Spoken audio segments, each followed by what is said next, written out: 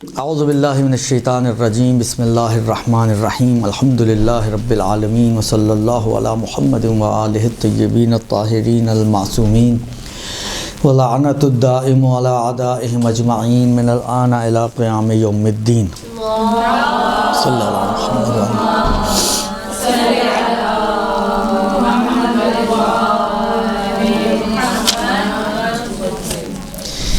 اچھا، جو میت کے احکام ہیں وہ شروع ہوتے ہیں احتضار سے اور ختم ہوتے ہیں جا کر تدفین پر، دفن پر، ٹھیک ہے؟ یعنی یوں سمجھ لیں کہ جو پہلی ذمہ داری کسی شخص کی نسبت کے جو مرنے والا ہے، جو پہلی ذمہ داری ہے اس کی زندگی سے شروع ہوتی ہے کہ اس کو جو ہے قبلہ رخ لٹایا جائے حالت احتضار میں۔ احتضار یعنی جان کنی کی حالت، وہ کیفیت کہ جو جان نکلنے سے پہلے کی، جس کو سکرات موت بھی کہا جاتا ہے، جان کنی کی حالت بھی کہا جاتا ہے، کہ جس میں انسان کی روح جو ہے وہ نکلنے کے قریب ہوتی ہے۔ اب اس کیفیت میں کچھ ذمہ داریاں ہیں انسان پر۔ اچھا، جب اس کیفیت سے وہ گزر کے اس کی روح نکل جاتی ہے تو اب یہ میت ہے۔ اب یہاں سے کچھ میت کے حوالے سے احکام شروع ہوتے ہیں۔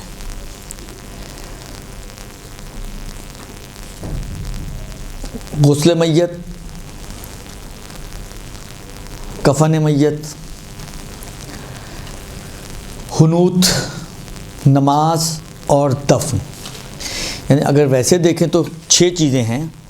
کچھ ذمہ داریاں احتضار کی ہیں، جو پہلا ٹاپک بنتا ہے مرنے والے کی نسبت، اور احتضار سے یعنی یہ سلسلہ یوں آگے کی طرف بڑھتا ہے نا، احتضار سے نکل کے روح نکل گئی تو اب میت بن گئی، تو میت کے حوالے سے پہلے غسل میت ہے، اس کو حنوت کرنا ہے، اس کو کفن دینا ہے، اس پہ نماز پڑھنی ہے، اور پھر اس کو دفن کرنا ہے۔ تو مرنے کے بعد سے لے کر جو اس کی ذمہ داریاں بنتی ہیں وہ 5 بنتی ہیں: غسل، حنوت، کفن، نماز اور دفن، ٹھیک ہے؟ تو انہی حوالے سے یہ کچھ 1 یا 2 ہفتے ہم اس پہ بات چیت کریں گے اور دیکھیں کس وقت کیا ذمہ داری اور کس کی ذمہ داری بنتی ہے۔ سب سے پہلی بات جو آتی ہے، کہتے ہیں کہ جو بھی مومن ہو یا اس کے حکم میں ہو، مثلا کیا کہتے ہیں،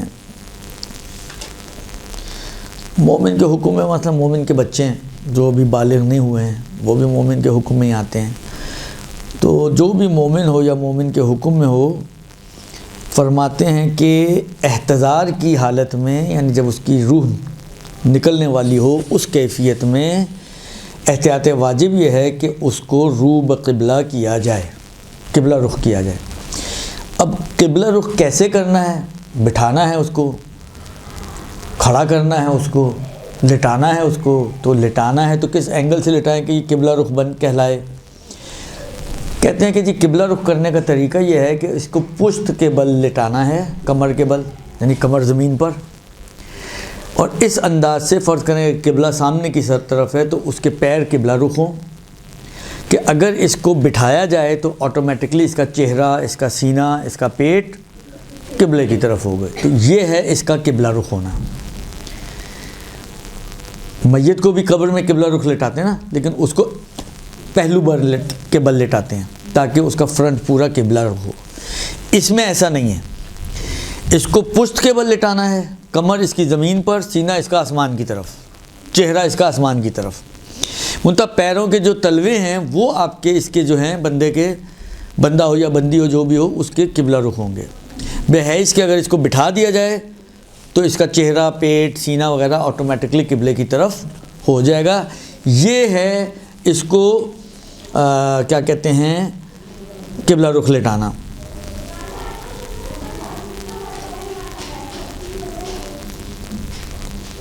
اچھا، پھر کہتے ہیں کہ احتیاط مستحب یہ ہے کہ جو خود محتضر ہے، جو خود جانکنی کے عالم میں ہے، اس کے لیے خود کے لیے مستحب ہے، احتیاط مستحب ہے کہ اگر اس کے لیے ممکن ہے تو وہ خود اپنے آپ کو قبلہ رخ اس اینگل پہ لٹا دے۔ فرض کریں میں ہوں، مجھے احساس ہو رہا ہے کہ میری اندر جو ہے وہ میری روح نکلنے والی ہے، تو پہلا ابتدائی طور پر احتیاط مستحب یہ ہے کہ میں خود ہی اپنے آپ کو اس اینگل سے لٹاؤں کہ میرے پیروں کے تلوے جو ہیں وہ قبلہ رخ ہوں، بحیث کہ اگر مجھے بٹھایا جائے تو میرا چہرہ قبلے کی طرف ہو جائے۔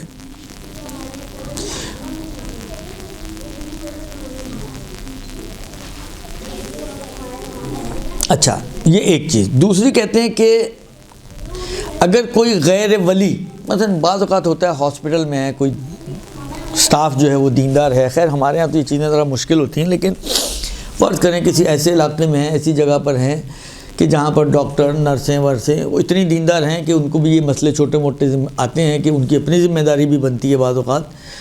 تو اگر کوئی غیر ولی، اب ولی کون ہوتا ہے یہ بعد میں آئے گا، لیکن اگر کوئی غیر ولی قبلہ رخ لٹانا چاہے تو اگر اس غیر ولی کو، مثلا نرس ہے، کوئی رشتہ دار نہیں ہے آپ کی، تو آٹومیٹکلی غیر ولی بن گئی، تو یہ نرس یا یہ وارڈ بوائے یا یہ ڈاکٹر جو آپ کا کوئی رشتہ دار نہیں ہے، اجنبی ہے آپ کی نسبت، یہ اگر قبلہ رخ لٹانا چاہے تو اگر اس کو معلوم ہے کہ میں جو محتضر ہوں،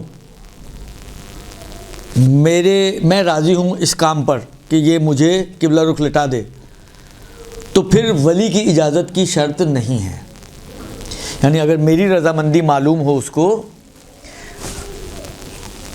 میری سے مراد نہ آغا عامر کی، میری سے مراد یعنی محتضر کی، جو جانکنی کے عالم میں ہے، اگر اس کی رضامندی معلوم ہو جس کو اس نے قبلہ رخ لٹانا ہے، تو پھر ولی کی اجازت کی ضرورت نہیں ہے، سوائے اس کے کہ یہ جو جانکنی کے عالم میں ہے یہ قاصر ہو یعنی نابالغ ہو، دیوانہ ہو، لیکن آپ کو پتہ ہے کہ یہ نابالغ ہے لیکن راضی ہے، دیوانہ ہے لیکن راضی ہے، تو پھر اس کی رضامندی کا فائدہ نہیں ہے۔ اس کی رضامندی اس صورت میں فائدہ مند ہے کہ جب یہ نابالغ، دیوانہ وغیرہ نہ ہو، یعنی بالغ و عاقل و باشعور انسان ہے تو اس کی رضامندی پھر کافی ہے، پھر ولی سے اجازت لینے کی ضرورت نہیں ہے، ٹھیک ہے۔ اور اگر آپ کو معلوم، مثلا فرض کریں وہ جو محتضر ہے وہ آپ کو نہیں معلوم کہ وہ راضی ہے راضی نہیں، آپ کی کوئی جان پہچان تو نہیں ہے، آپ کی کوئی رشتہ داری نہیں ہے اس کے ساتھ، تو آپ کو نہیں پتہ کہ وہ راضی ہے راضی نہیں ہے، تو ایسی صورت میں یا وہ قاصر ہے یعنی نابالغ ہے یا دیوانہ ہے، تو ان صورتوں میں پھر ولی کی اجازت معتبر ہے، پھر ولی کی اجازت سے یہ غیر ولی جو اجنبی انسان ہے وہ اس کو قبلہ رخ لٹائے گا، لیکن احتیاط واجب کی بنا پر ولی کی اذن پھر معتبر ہو جائے گا۔ اچھا، میت جو جس کو قبلہ رخ لٹانا ہے، فرق نہیں، اب یہ میت جو کہہ رہے ہیں، میت سے مراد یہ کہ جو ہونے والی میت ہے، ابھی تو میت نہیں ہے، ظاہر بات ابھی تو زندہ ہے، ابھی تو جان کنی کے عالم میں ہے، ابھی تو روح نکلی نہیں ہے، انتظار میں ہے کہ کب روح نکلے، درست؟ تو ابھی تو یہ میت نہیں بنی ہے، لیکن ابھی سے انہوں نے کہا جی یہ میت، تو میت سے یعنی وہ شخص جو میت بننے والا ہے، ہونے والی میت، درست؟ یہ مراد ہے ان کی۔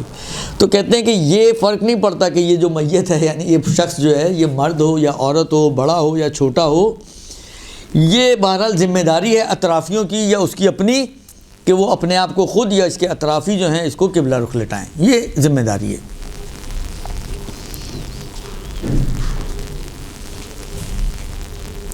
پھر اگر یہ مر جاتا ہے تو فرماتے ہیں کہ مستحب یہ ہے کہ اس کو، اس کی جو ہے غسل و کفن و دفن کے لیے جلدی کی جائے۔ اچھا، ہمارے ہاں بعض اوقات ہفتہ 10 دن کسی کے آنے کے انتظار میں یا میت کو منتقل کرنے کے حساب سے اس کو ویٹ کراتے ہیں، یہ کوئی اچھی چیز نہیں ہے اتنی، یعنی ریکمینڈڈ چیز نہیں ہے۔ ریکمینڈیشن یہی ہے کہ جیسے ہی میت کا انتقال ہو، ایز سون ایز پاسبل، جتنی جلدی ہو سکے اس کو جو ہے وہ اس کے امور کو انجام، اس کو کہتے ہیں تجہیز میت۔ تجہیز میت یعنی اس کو غسل کفن دفن کر کے فارغ ہو جائیں آپ، درست؟ تو کہتے ہیں کہ مستحب یہ ہے کہ جلدی کی جائے میت کی تجہیز میں، سوائے اس کے کہ اس کی موت مشتبہ ہو جائے، مثلا ڈاؤٹ ہو کہ پتہ نہیں ابھی مرا بھی ہے، لگ رہا ہے مر گیا ہے، مثلا گھر میں ہے، بعض اوقات ہوتا ہے نا آپ کو لگ رہا ہے کہ مر گیا ہے لیکن پتہ نہیں مرا ہے یا نہیں مرا ہے، تو ڈاکٹر ہی کنفرم کر سکتا ہے، اب آپ کو نہیں سمجھ میں آ رہی، درست؟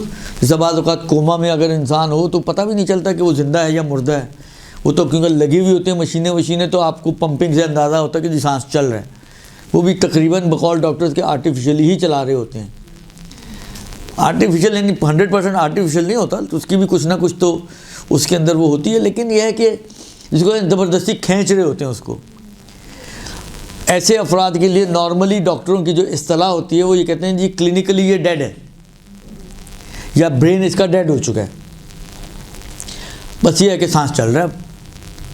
تو یہ خلاصہ کلام یہ کہ اگر کہیں پر کسی کی موت مشتبہ ہو جائے، سمجھ میں نہیں آ رہا کہ مر چکا ہے یا نہیں مر چکا ہے، تو اب آپ کہیں جی وہ انہوں نے کہا تھا مشتبہ دفنانا تو آپ جا کے گاڑ دیں، نہیں ایسا نہیں ہے، پھر آپ کو روکنا پڑے گا، ویٹ کرنا پڑے گا جب تک کہ اس کی موت کا یقین نہ ہو جائے۔ ہاں، موت کا یقین ہونے کے بعد جلدی کرنا مستحب ہے، موت معلوم نہ ہو، موت مشکوک ہو، موت مشتبہ ہو تو پھر ویٹ کرنا پڑے گا جہاں تک کہ آپ کو اس کی موت کا علم ہو جائے۔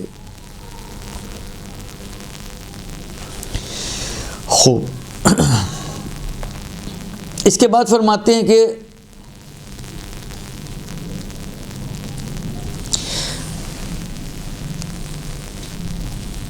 اچھا ان کی جو تعبیر ہے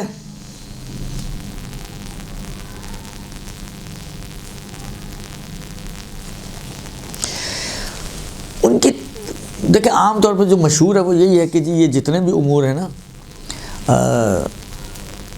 غسل و کفن وغیرہ، یہ واجب کفائی ہیں، عام طور پہ یہ کہا جاتا ہے، اور واجب کفائی کا مطلب ہے کہ کوئی بھی کر دے کافی ہے، لیکن انہوں نے جو تعبیر کی ہے نا اس سے ایسا سمجھ میں آتا ہے کہ یہ ابتدائی طور پر واجب کفائی نہیں ہے، ابتدائی طور پر یہ واجب عینی ہے ولی کے اوپر۔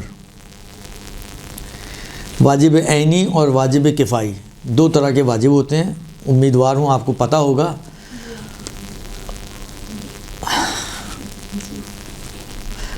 چلیں آپ ہی کا امتحان لیتا ہوں، کس کو پتہ ہے آپ بتائیں، چلیں۔ یہ تو میں نے بتایا نا، واجب عینی کسے کہتے ہیں اور واجب کفائی کسے کہتے ہیں؟ جیسے کہ اگر کوئی ایک شخص محلے کا جیسے کوئی کسی کا انتقال ہو گیا، اس کا کوئی کرنے والا نہیں، ایک شخص نے یہ ذمہ داری قبول کر دی کہ میں ان کا کفن کر دوں گا، تو باقی سب سے وہ چیز معاف ہو جائے گی۔ اور واجب عینی جو ورثہ ہے اس کو ہی کرنا ہے۔ دیکھیں آپ اس میں سے نکل نہیں پا رہی ہیں، اس سے نکل کے بات کریں نا، دفن کفن سب چھوڑ دیں۔ سلام کرنا واجب ہی نہیں ہے، اگر جواب دیں، اگر وہ واجب ہے، جواب دے دیتا ہے تو پھر سب پر وہ اس کا وہ نہیں ہوگا کہ سب کی سب اس کو تعریف کریں نا، تعریف کریں۔ اگر کا مطلب یہ ہے کہ اگر جیسے آپ نے اگر ہم نے کسی کو میں نے نہیں کیا سلام، اب کیا کریں گے یہ بتائیں؟ سلام کے دیکھیں ایک منٹ مثالوں کے بغیر سمجھا سکتی ہیں تعریف کے ذریعے کہ یہ اس کو واجب عینی کہتے ہیں، اس کو واجب کفائی کہتے ہیں؟ کوئی مثال نہیں چاہیے مجھے۔ آپ سلام کروا رہی ہیں، وہ دفن کروا رہی ہیں، وہ کفن پہنا رہی ہیں، نہیں نہ دفن کرنا نہ کوئی نہیں، میں ہوں اکیلا ہوں صحرا میں کھڑا ہوں، بتائیں مجھے، سمجھائیں واجب عینی کیا واجب کفائی کیا؟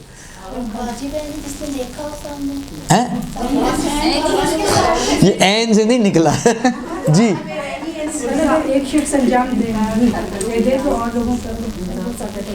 یہ واجب عینی ہے اور واجب عینی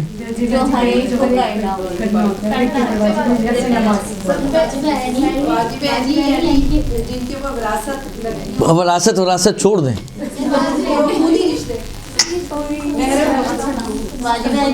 مثلا نماز واجب عینی، اس میں کون سا خونی رشتے کی دخالت ہے؟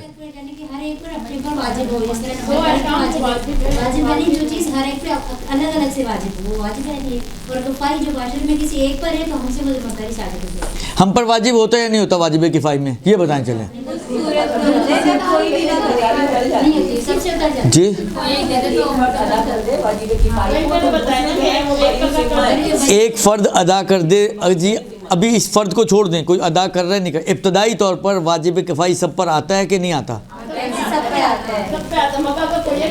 ہاں، یہ ہے واجب کفائی اور واجب عینی، ٹھیک ہے نا، کہ واجب کفائی اس واجب کو کہتے ہیں کہ جب واجب ہوتا ہے تو سب پر ہوتا ہے، ٹھیک ہے نا۔ مثلا بقول ان کے اگر آ کے سلام کیا گروہ کو تو سب پر واجب ہے اس کا جواب دینا، لیکن کسی ایک نے جواب دے دیا تو سب سے ساقط ہو جائے گا۔ آتا سب پر ہے لیکن ایک کے کرنے سے دوسروں سے اتر جاتا ہے۔ واجب عینی آتا سب پر ہے، ایک کے کرنے سے دوسروں سے نہیں اترتا، سب کو انڈیویجولی خود کرنا ہوتا ہے، ٹھیک ہے نا۔ اب مثالیں بعد میں آتی ہیں، تعریف کے بعد مثالوں کا مرحلہ آتا ہے، ٹھیک ہے۔ خوب، نماز واجب کفائی عینی ہے، سب پر واجب ہے، ہر مطلب میں نے پڑھ لیا، آپ نے کہا آغا نے پڑھ لی بس کافی ہو گیا، سب سے اتر گئے، ایسا کچھ نہیں ہے۔ آغا پڑھیں یا نہ پڑھیں آپ پر اپنی واجب ہے، میرے پہ اپنا واجب ہے، میرے پڑھنے سے آپ سے ساقط نہیں ہوگا، آپ کے پڑھنے سے مجھ سے ساقط نہیں ہوگا، یہ واجب عینی ہے۔ واجب کفائی آئے گا سب کے اوپر، فرض کریں جیسا ابھی بات ہماری میت کے حوالے سے چل رہی ہے، اگر 2 آدمی کھڑے ہو گئے غسل دینے کے لیے تو باقیوں سے ساقط ہو جائے گا، اگر انہوں نے غسل پورا کر دیا اور بیچ میں سے چھوڑ کے چلے نہ گئے تو، ٹھیک ہے۔ تو نارملی یہ کہا جاتا ہے کہ یہ امور واجب کفائی ہیں، لیکن انہوں نے جس طرح سے بیان کیا ہے نا اس سے ایسا فیل ہوتا ہے کہ ابتدائی طور پر یہ واجب عینی ہے، کس کے لیے؟ ولی کے لیے، لیکن اگر ولی انجام نہ دے تو واجب کفائی ہے سب کی نسبت، ٹھیک ہے۔ یہ ان کی تعبیرات سے ایسا سمجھ میں آ رہا ہے۔ اچھا، اس کی وجہ کیا ہے یہ خود میں عرض کر رہا ہوں۔ کہتے ہیں کہ یوں فرمایا انہوں نے، کہتے ہیں غسل میت اور باقی امور جو تجہیز و تکفین سے متعلق ہیں یہ ان واجبات میں سے ہے کہ جو ولی پر واجب ہیں، نہیں ورنہ یہ شروع میں کہتے کہ یہ ان واجبات میں سے جو ولی اور غیر ولی سب پر واجب ہیں۔ اگر واجب کفائی ان کی مراد ہوتی شروع میں ہی تو خالی ولی کی بات نہیں کرتے، کہتے ولی اور غیر ولی سب پر واجب ہیں، لیکن کوئی بھی انجام دیتے تو سب سے ساقط ہو جاتے ہیں، یہ یوں ہونا چاہیے تھا، لیکن انہوں نے یوں نہیں کہا، انہوں نے کہا ولی پر واجب ہیں۔ اب ولی چاہے تو خود انجام دے، چاہے تو کسی اور سے انجام دلوا دے، جیسا مثلا نماز میت نارملی لوگ خود نہیں پڑھتے، اگر آپ نے کبھی دیکھا ہو تو جو پیش نماز ہوتا ہے پڑھانے والا وہ پہلے ولی سے اجازت لیتا ہے، وہ ولی سے اجازت لیتا ہے کہ آپ کی اجازت ہے میں پڑھا دوں۔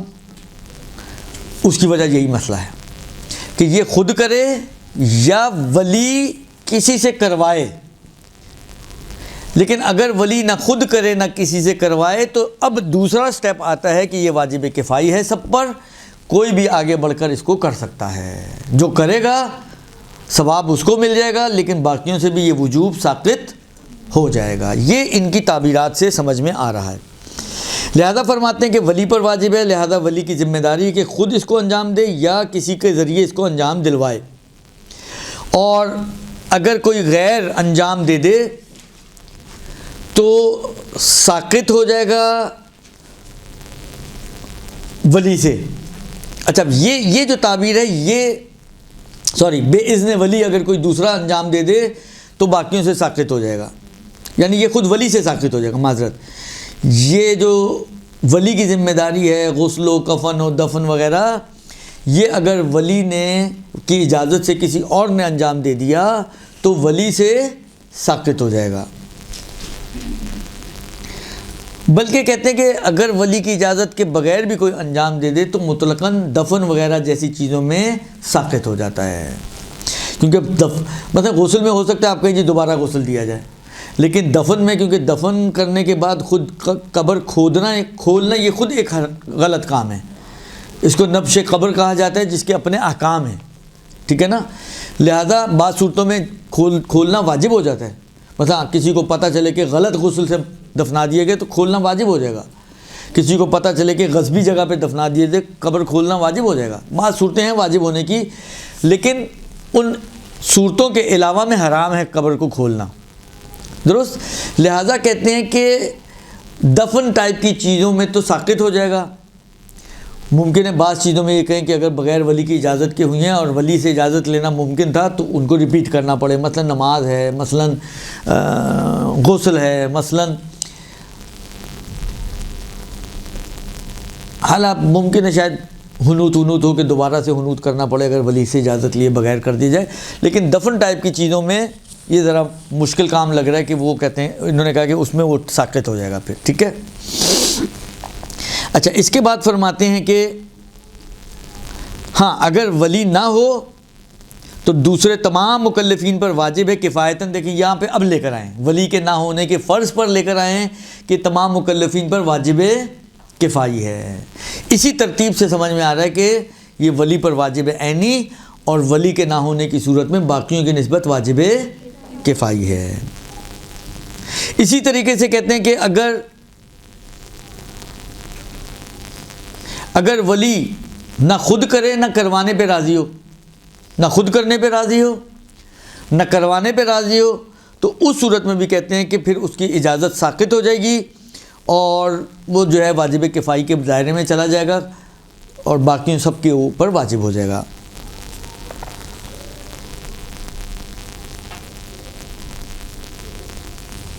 اچھا جی وہ آئے گی، شاید آگے آنی چاہیے، آئے گی انشاءاللہ، آ رہی ہے ولیوں اولیاء کا تذکرہ ابھی آئے گا۔ فرماتے ہیں کہ یہ جو غسل واجب ہے، کہتے ہیں یہ مخصوص ہے مسلمان اور ان لوگوں کی میت کے ساتھ کہ جو مسلمان کے حکم میں ہیں، جیسے مسلمانوں کے بچے ہیں یا مسلمانوں کے مجنون ہیں، دیوانے، مسلمان تھا دیوانہ ہو گیا، تو یہ حکم اسلام میں ہی ہے، تو ان کے ساتھ مخصوص ہے غسل میت۔ اور اس غسل میت سے دو موارد انہوں نے استثناء کیے ہیں، یعنی دو جگہیں ایسی ہیں جہاں پر غسل میت ہم لوگوں پر واجب نہیں ہوتا۔ پہلا مورد، اگر کسی کو، دیکھیں آپ کو معلوم ہے کہ شریعت میں بعض موارد میں حدود جاری ہوتی ہیں، سزائیں دی جاتی ہیں۔ اچھا چلیں اب ایک اور اس کے ساتھ مسئلہ آپ کی خدمت میں عرض کر دوں۔ دیکھیں شریعت کی سزائیں دو طرح کی ہیں، کچھ سزائیں وہ ہیں جس کو شریعت نے خود معین اور طے کیا ہے، مثلا فرض کریں کوئی چوری کرے گا تو اس کا ہاتھ کاٹے جائیں گے، مثلا کوئی جو ہے وہ مثلا زنا کرے گا تو اس کو جو ہے وہ اس کی پھر مختلف کیٹیگریز ہیں، کوڑے مارے جائیں گے، مثلا شراب بھی ہے تو 80 کوڑے مارے جائیں گے۔ کچھ سزائیں وہ ہیں جن کو شریعت نے خود طے کیا ہے کہ اس جرم کی یہ سزا، وہ سزائیں جو دنیاوی سزائیں ہیں ان سزا کو کہا جاتا ہے حدود، حد، یعنی اس پر حد جاری کی جائے گی۔ حد جاری کی جائے گی کیا؟ یعنی شریعت کی جو بتائی ہوئی سزا ہے وہ اس کے اوپر اپلیکیبل ہے اور اس پہ جاری کی جائے گی۔ کچھ موارد ایسے ہیں کہ جہاں پہ شریعت نے سزا کو طے نہیں کیا،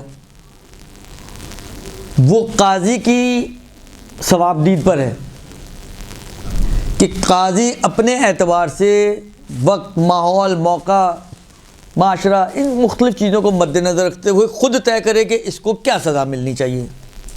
شریعت نے سزا کو معین نہیں کیا، بلکہ سزا کو معین کرنا قاضی کے اختیار میں دے دیا ہے کہ وہ خود اپنے حساب سے، جس کو کہتے ہیں نا قاضی کی ثوابدید پر طے ہوگا کہ اس کو کیا سزا ملے گی۔ اس کو کہا جاتا ہے تعزیر۔ ایک ہوتی ہے حد، ایک ہوتی ہے تعزیر۔ تعزیر یعنی غیر معین سزا جس کو قاضی خود معین کرتا ہے، حد یعنی معین شدہ سزا کہ جس کو شریعت نے خود معین کر کے بتایا ہے، درست؟ مثلا فرض کریں اگر کوئی شوہر والی عورت زنا کرتی ہے، نعوذ باللہ من ذالک، تو اس کی سزا ہے رجم۔ رجم کیا ہے؟ اس کو زمین میں گاڑ کے پتھر مارے جاتے ہیں، اتنے پتھر مارے جائیں کہ وہ مر جائے، یہ اس کی سزا ہے، درست؟ اس کو کہتے ہیں رجم۔ رجم یعنی پتھر مارنا یہاں تک کہ وہ مر جائے۔ اب یہ جو عورت ہے جس کو رجم کیا جاتا ہے، ایک یہ، دوسری جو مثال انہوں نے دی ہے وہ قصاص کی دی ہے۔ قصاص کیا ہے؟ القتل بالقتل، تو جہاں پر قصاص آتا ہے وہ وہی والی بات ہے، یہ دیت و قصاص کا الگ باب ہے، چیپٹر ہے، اس کی تفصیلات تو ظاہری بات ہے وہیں پر آتی ہیں، لیکن یہ ہے کہ قتل کے بدلے قتل کیا جائے، اس کو کہتے ہیں قصاص۔ وہ جو ہے نا آیت کے من قتل مؤمنا متعمدا من غیر حق، تو اس کی جزا جہنم ہے۔ یہ جو قصاص ہے یہ من غیر حق نہیں ہے، یہ خدا نے شریعت نے وارثوں کو حق دیا، مثلا ولی دم کو حق دیا کہ اس نے تمہارے باپ کی گردن اڑائی ہے، تم اس کے باپ کی مار سکتے ہو، مثلا من باب مثال، درست؟ تو اس کو کہتے ہیں قصاص، کہ قتل کے بدلے قتل۔ یہ بغیر حق نہیں ہے، یہ اگر کوئی قتل کرتا ہے کسی دوسرے کو قصاصاً تو اس کے لیے نہیں ہے کہ یہ جہنم میں جائے گا۔ وہ ہے کہ جو مومن کو قتل کرتا ہے من متعمدن، جان بوجھ کے، وہ بغیر حق، نہ حق، وہ جہنمی ہے۔ یہ تو حق اس کو شریعت نے حق دیا ہے کہ اس نے تمہارا ایک مارا ہے تو تم اس کا ایک مار سکتے ہو مثلا۔ اب وہ تفصیلات اس کی اپنی جگہ پر موجود ہیں کہ کن شرائط کے ساتھ کیا ہے کیا نہیں ہے وغیرہ وغیرہ وغیرہ، ٹھیک ہے۔ تو کہتے ہیں کہ اگر کسی کو رجم کیا جائے یا قصاص کیا جائے، منتہا یہ رجم اور قصاص یا تو امام کے امر سے ہو یا نائب امام کے امر سے ہو، ٹھیک ہے نا، نائب امام کے امر سے ہو، تو ان کے لیے احتیاط ان کے لیے حکم یہ ہے کہ یہ خود غسل کرتے ہیں پہلے، اور غسل کرنے کے بعد ان کو قتل کیا جاتا ہے۔ تو اب ان کا مرنے کے بعد ان پر غسل نہیں ہے، تو یہ ایک ایکسیپشن ہو گئی۔ غسل ہر مسلمان کا غسل واجب ہے، سوائے اس مسلمان کے کہ جس کو رجمن یا قصاصاً قتل کیا جائے، تو اس کا غسل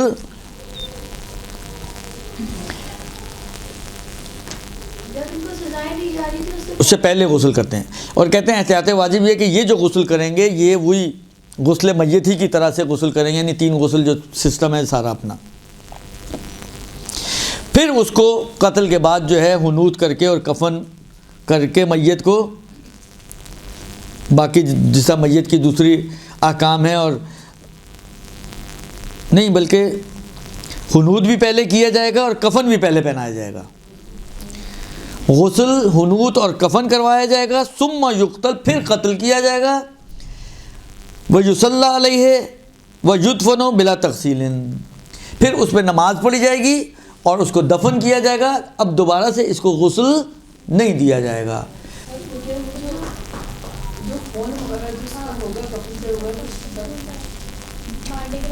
ابھی ہمارا جو تعلق، ابھی گفتگو کا جو اینگل ہے نا، وہ غسل و کفن کے حوالے سے، نجس ہوگا نہیں ہوگا، کیا ہوگا تو کیا کرنا ہوگا، اس کے حوالے سے بھی ہماری بات چیت نہیں ہے، وہ انشاءاللہ اگر آگے آئے گی تو آگے بتا دوں گا میں انشاءاللہ العزیز، درست؟ ابھی جس اینگل سے گفتگو ہے وہ یہ ہے کہ آیا اس کو غسل کرنا ہے، دینا ہے بعد میں مرنے کے یا نہیں دینا؟ کہتے ہیں نہیں، اس کو غسل پہلے دلوایا جائے گا تینوں احتیاط واجب کی بنا پر، اس کو حنوط کیا جائے گا، اس کو کفن پہنایا جائے گا، پھر اس کو مارنے کے بعد نماز پڑھ کے اس کو دفن کر دیا جائے گا، اب دوبارہ اس کو غسل نہیں دیا جائے گا۔ یہ اس اینگل سے ہماری بات ہے، ابھی اس کو اتنا ہی رکھیں، ٹھیک ہے؟ یہ ایک مورد ہو گیا۔ دوسرا مورد کہتے ہیں کہ جو جہاد میں امام علیہ السلام کے ساتھ یا نائب خاص امام کے ساتھ، یا ایسے دیکھیں نائب بھی جو امام بنایا کرتے تھے، ایک تو یہ آج کے فقہ کی نیابت ہے نا، یہ نیابت تو بہت ہی، یہ غیبت والی نیابت ہے اور بہت ہی عمومی نیابت ہے۔ عمومی نیابت یعنی ہر فقی کے لیے ہے یہ نیابت، اور ایک خاص اور ایک محدود دائرے میں یہ نیابت ہے، اس کا اپنی بحث ہے، صحیح نا؟ میں اس بحث میں بھی جانا بھی نہیں چاہ رہا ہوں، لیکن اس کی ایک اپنی بحث ہے اور ایک اپنا دائرہ وائرہ ہے سارا اس کے حساب سے۔ ابھی جو ہم نائب کی بات کر رہے ہیں، مثلا جب جس طرح مثلا فرض کریں امام علیہ السلام ہے، امام حسین نے صلی اللہ علیہ وسلم،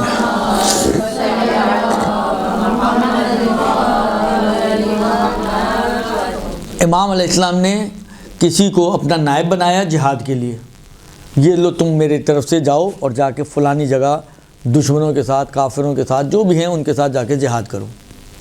تو یہ امام نے بالخصوص امیر المومنین کو قدم قدم پہ پیغمبر نے جہاں خود نہیں بھی جاتے تھے تو مولا کو پرچم دیا اور بھیج دیا. تو نائب، اس کو کہتے ہیں نائب خاص سے امام، ٹھیک ہے نا. یہ امام کا خاص خصوصی نائب ہے. جس طرح وہ 4 نائبین خاص ہیں نا امام زمانہ کے، جن کو نواب اربعہ کہتے ہیں آپ. یہ بھی ایک پرٹیکولرلی جس کے خاص پرٹیکولر شخص کو یوں سمجھے کہ امام اس کو اس کے نام کے ساتھ معین کر کے کہ تم میری طرف سے جا کے یہ کام کر کے آؤ، وہ نائب خاص کہلاتا ہے. ایک اچھا، ایک مرتبہ اس نائب خاص کو مثلا فرض کریں نائب خاص بنایا، جس طرح مثلا امیر المومنین نے اس کو بنایا تھا اپنا مالک اشتر کو مصر کے لیے، درست. حالانکہ وہ پہنچ پائے نہیں پہنچ پائے بیچارے، کیا ہوا کیا نہیں ہوا ایک الگ بحث ہے. یا ان سے پہلے محمد ابن ابی بکر کو بنایا تھا، ٹھیک ہے نا. تو حالانکہ یہ نائب خاص تھے ان کے. اب ان کو تمام امور کے لیے بنایا تھا. نائب خاص ہے تمام امور کی نسبت. اب ہر چیز کے لیے الگ الگ مولا نے مینشن نہیں کیا. یہ کہ آپ کو اس علاقے کا گورنر بنا کے بھیجا جا رہا ہے، آپ ہماری طرف سے ادھر کا کام انجام دیں گے. اب سارے امور ان کے اختیار میں ہیں، درست. لہٰذا اگر کہیں پہ فرض کریں جنگ ہو جائے تو یہ نائب خاص ہے امام کی جو جنگ کر رہے ہیں. ایک مرتبہ خاص جنگ کے لیے، دفاع کے لیے مولا یا امام کسی کو نائب بناتے ہیں اپنا، سارے امور کے لیے نہیں بناتے، خاص جنگ کے لیے، درست. جس طرح مثلا فرض کریں حالا من باب مثال مثلا پیغمبر جو ہیں مولا کو کسی جنگ کے لیے بھیجیں، کسی شہر کی حکومت چلانے کے لیے نہیں بھیج رہے، خاص جنگ کے لیے بھیج رہے ہیں کہ جاؤ جا کے یہ تم جنگ کر کے آؤ. تو یہ جنگ کے لیے نائب خاص ہو جائیں گے. تو نیابت بھی، جو خاص نیابت بھی ہوتی تھی، اس کا بھی دائرہ کبھی وسیع ہوتا تھا، کبھی تنگ ہوتا تھا، کبھی ایک امر ہوتا تھا، کبھی چند امور ہوتے تھے، کبھی سارے امور ہوتے تھے. تو یہ اس نائب خاص کی بات ہو رہی ہے، یہ آج کل کے فقہا کی بات نہیں ہو رہی یہاں پر، ٹھیک ہے نا.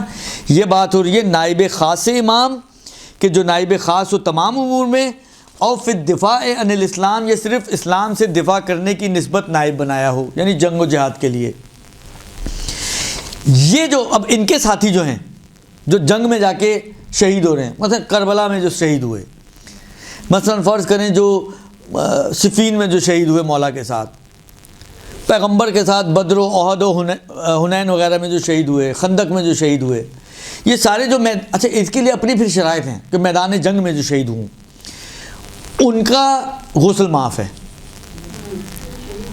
ان کی شہادت کا سمجھیں پہلا جو انعام ان کا یہی ہے کہ ان کے اوپر غسل نہیں ہے، وہ پاک و پاکیزہ ہیں، درست. لہٰذا کہتے ہیں کہ یہ دوسرا شخص کہ جو جہاد میں امام کے ساتھ یا نائب خاص یا نائب در دفاع عن الاسلام ہو، تو وہ جو ہے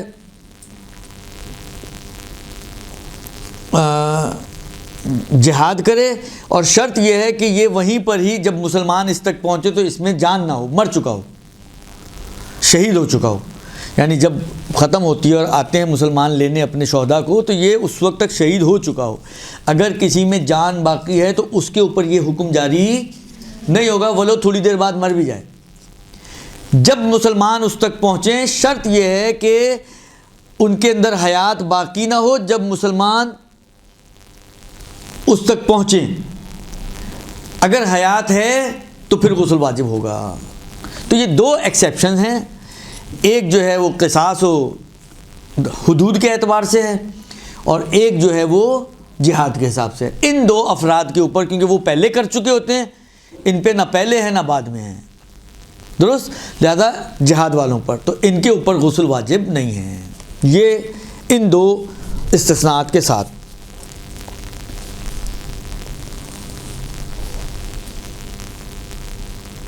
اچھا بعض اوقات یہ ہوتا ہے کہ بعض لوگوں نے وصیت کی ہوتی ہے، بھائی میرے غسل جو ہے فلاں خاتون دے.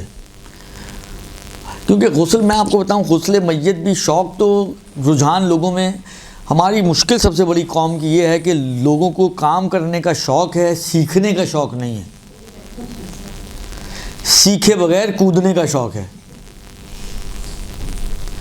اور یہ سیکھے بغیر کودنا یہ وہ چیز ہوتی ہے کہ آپ کہتے ہیں نا نمازیں بخشوانے گئے روزے بھی گلے پڑوا کے آ گئے، یہ وہ والی بات ہے. نیکی کمانے گئے جہنم لے کر آ گئے.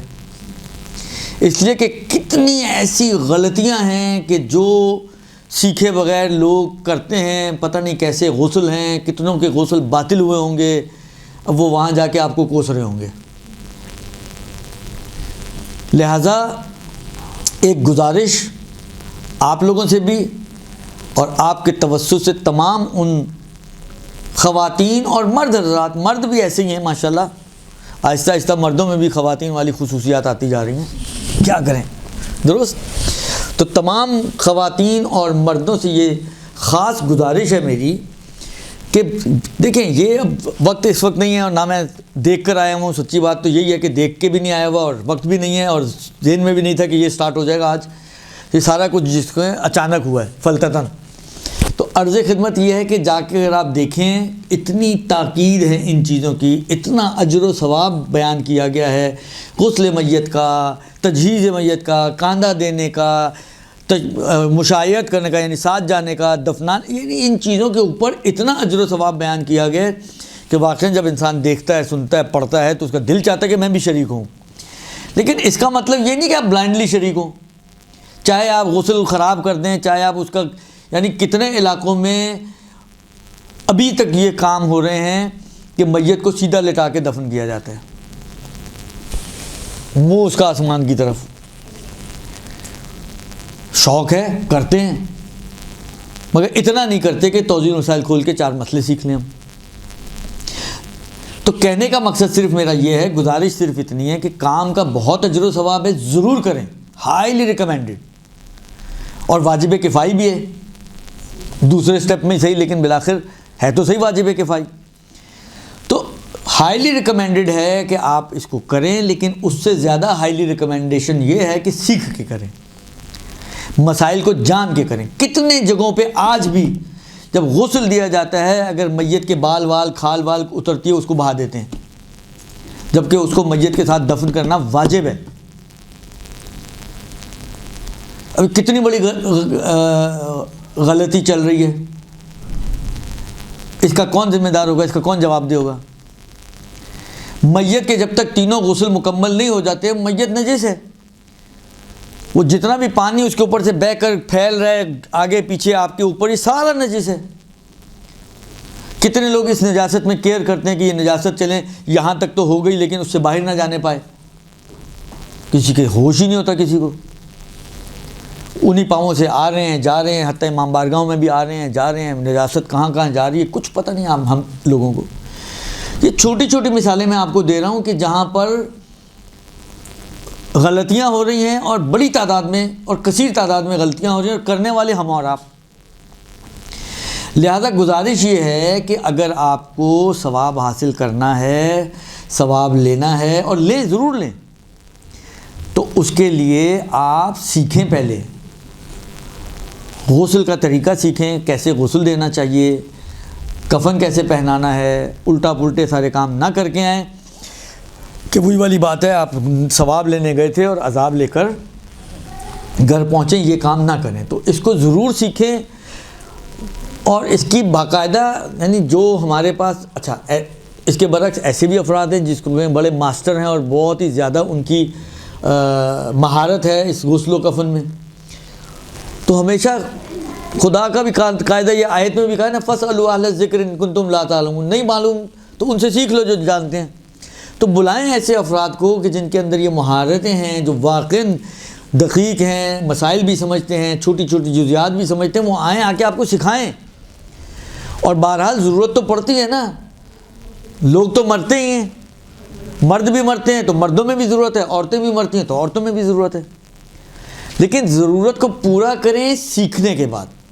سیکھے بغیر میں آپ کو ہاتھ باندھ کے گزارش کروں گا کہ مت کودیں سیکھے بغیر، اس لیے کہ جو بھی کودا ہے سیکھے بغیر کام بگاڑتے ہیں وہ لوگ، اور پھر وہی والی بات ہے، اپنے آپ کو فن خان سمجھ، ہم لوگ تو ماشاءاللہ ویسے ہی پاکستانی لوگ ہیں، اپنے آپ کو ہر چیز کا اسپیشلسٹ سمجھتے ہیں، فن خان سمجھتے ہیں۔ پہلا غسل دے رہی ہوگی خاتون اور باتیں ایسی کر رہی ہوگی جیسے اس کا کوئی 100واں غسل ہو۔ تو اس لیے سیکھیں، اچھے طریقے سے سیکھیں، اور سیکھنے کے بعد ان چیزوں میں وارد ہوں۔ تو فرماتے ہیں کہ اگر میت نے کسی خاص شخص کے بارے میں وصیت کی ہے کہ میرا غسل وہ پڑھا کرے، میرا نماز جو ہے وہ پڑھائے، مجھے کفن وہ پہنائے، تو وہ شخص اولویت رکھتا ہے، وہ مقدم ہے دوسروں کی نسبت۔ اور اگر اب یہ یہاں سے وہی اولیاء کا تذکرہ شروع کر رہے ہیں، ٹھیک ہے نا، اگر کسی کے لیے وصیت کی ہوئی ہے تو وہ اولویت رکھتا ہے، یہ پہلا اولویت اس کے پاس ہے۔ لیکن اگر کسی نے کسی کے لیے وصیت نہیں کی ہوئی ہے تو اگر یہ شوہردار عورت ہے تو اس کے لیے اس کا شوہر ولی ہے، اس کا وہ اولویت رکھتا ہے۔ تو سب سے پہلی ذمہ داری سارے شادی شدہ جوڑوں میں مرد کی ہے کہ وہ اپنی بیوی کو یا خود یہ سارے کام کرے یا کسی سے کروائے۔ تو پہلی ذمہ داری شوہروں کی بنتی ہے۔ اب شوہر اس کے ساتھ رہتا ہو نہ رہتا ہو، ناراضگیاں چل رہی ہوں، کچھ بھی چل رہی ہوں، لیکن بالآخر یہ دین الہی ہے، اصل ذمہ داری اس کی ہے۔ ہاں اب وہ ناراضگی کی وجہ سے وہ نہیں آتا، کہتا میں نہیں جاتا، میں تو میری طرف سے ایسے میں دفنا دو اس کو، تو وہ پھر باقیوں کی نسبت واجب کفائی بن جائے گا، وہ ایک اپنی جگہ پہ مسئلہ ہے۔ لیکن ابتدائی طور پر جو ذمہ داری ہے وہ شوہر کی ہے۔ لیکن جو شوہردار نہ ہو تو اس کی جو وراثت، اب دیکھیں یہ سارے مسئلے جو ہیں بعض اوقات لنکڈ ہیں، وراثت کے جو طبقات ہیں اس کے اعتبار سے اس کے ولی طے پائیں گے۔ یہ شاید آپ لوگوں نے پہلے کچھ ویسے ہی ریکارڈ تو کروائے تھے انہوں نے، مجھے نہیں پتہ چلے ہیں نہیں چلے ہیں، کس نے سنے ہیں نہیں سنے ہیں، معلوم نہیں ہے، لیکن جس کو کہنا احتیاطاً میں ایک مسئلہ بیان کر دیتا ہوں آپ کی خدمت میں تاکہ یہ مسئلہ اچھی طریقے سے آپ کے لیے کلیئر ہو جائے۔ وراثت کے 3 گروہ ہیں، 3 طبقات ہیں، 3 طبقے کہیں، 3 گروہ کہیں، 3 لیول کہیں، 3 سٹیپس کہیں، جو بھی اب آپ کو کہنا چاہیں، آپ کا اپنا دل ہے مرضی کہہ لیں۔ 3 گروہ ہوتے ہیں وراثت کے، پہلا گروہ، دوسرا گروہ، تیسرا گروہ۔ اچھا ان 3 گروہوں کا قاعدہ اور قانون یہ ہے کہ جب تک پہلے گروہ کا ایک فرد بھی موجود ہے وراثت میں دوسرے گروہ کی باری نہیں آتی۔ اکلوتی بیٹی ہے، بیوی بھی مر چکی ہے، اب شوہر کا بھی انتقال ہو گیا، ماں باپ بھی نہیں ہیں، اکلوتی بیٹی ہے، ساری وراثت اس بیٹی کو مل جائے گی۔ صرف اکلوتا باپ ہے اور کوئی اس لیول کا رشتہ دار نہیں ہے تو وراثت باپ کو مل جائے گی۔ تو جب تک پہلے طبقے کا، اچھا اس میں کچھ تھوڑی سی تفصیلات اور بھی ہیں، یہ میں بھی ایک موٹے بات آپ کی خدمت میں عرض کر رہا ہوں، اس کو سارا مسئلہ یہی مت سمجھیے گا۔ یہ میں اس لیے کہہ رہا ہوں کہ بعض اوقات لوگ ریکارڈنگ سنتے ہیں، ایک چیز دماغ میں بٹھا لی اور پھر وہ بعد میں عامر صاحب کی گردن پہ چلتی رہے گی، تو میں اس لیے ساتھ ایک حاشیہ لگا رہا ہوں کہ یہ میں ایک موٹا پوائنٹ بیان کر رہا ہوں، اس کی جزیات تفصیلات کتاب میں آپ جا کے دیکھیے گا، ٹھیک ہے۔ تو جب تک پہلا گروہ ہوگا دوسرے گروہ کی باری نہیں آتی، جب تک دوسرا گروہ ہوگا تیسرے گروہ کی باری، حتیٰ ایک فرد بھی ہے تو تیسرے گروہ کی باری نہیں آئے گی۔ یہ ایک مسئلہ۔ دوسرا مطلب یہ گروہ ہے کیا؟ پہلے گروہ میں مرنے والے کے ماں باپ اور مرنے والے کی اولادیں شامل ہیں۔ پہلا گروہ مرنے والے کے ماں باپ اور مرنے والے کی اولادیں۔ اب اولادوں میں پہلے لیول کی اولادیں ہیں تو یہ کوئی بھی نہیں ہے، اس کے بعد والی ہیں تو وہ کوئی نہیں ہے، اس کے بعد والی ہیں، یعنی اولادوں کا سلسلہ جتنا بھی نیچے چلا جائے، جو پہلے دوسرے تیسرے گروہ کا فارمولہ ہے وہی اولادوں کے اپنے لیولز کا بھی فارمولہ ہے۔ فرض کریں مرنے والے کا بیٹا بھی ہے، پوتا بھی ہے، پر پوتا بھی ہے، اگر بیٹا زندہ ہے تو پوتے اور پر پوتے کی باری نہیں آئے گی۔